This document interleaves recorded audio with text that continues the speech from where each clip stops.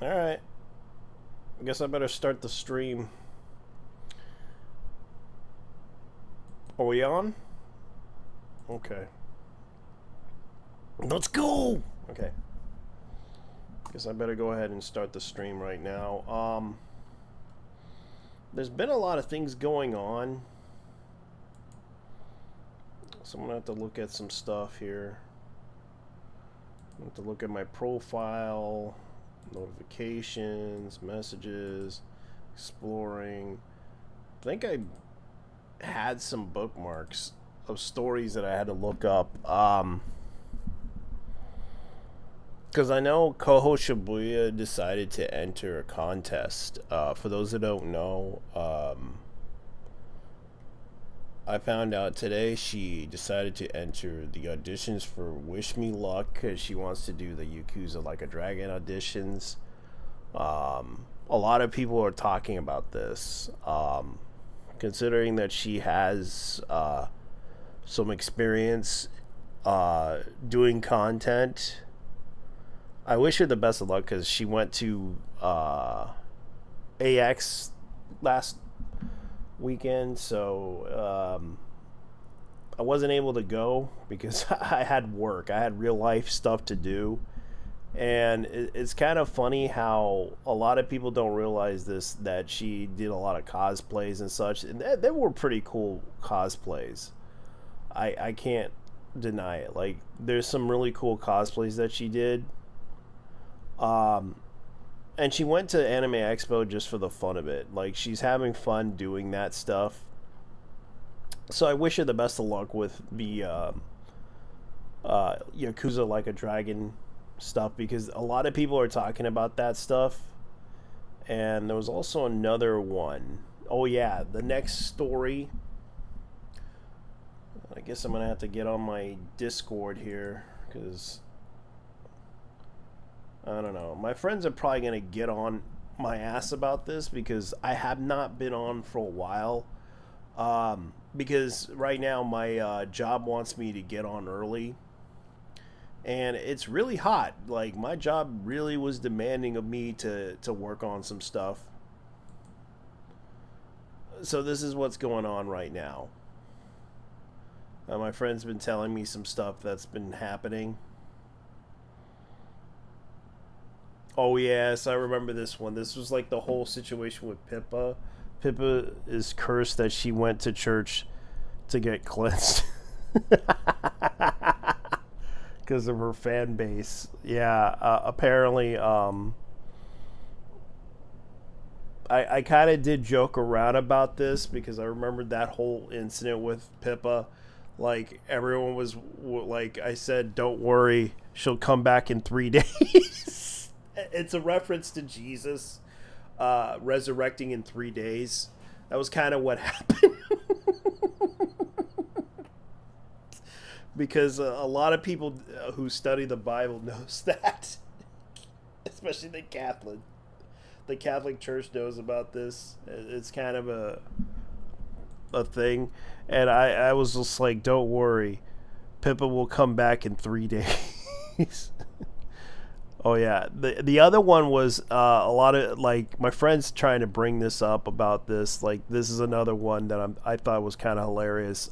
People laughed and mocked the idea of the curses until it happened again and again. And Dino Samuel is cooking the incarnation of the tier curse spreading. So apparently the curse is spreading. These handmade items. Whatever you do, if you receive one, do not accept them and throw them away. Just say you do not accept this, throw it away. Because this is literally what will happen to you.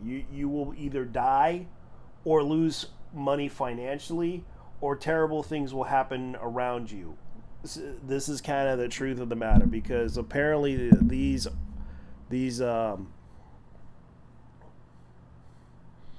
Sonic Chew medallions that are handmade, have bad juju in them. So if you receive one, do not accept it. Do not even bother to take one.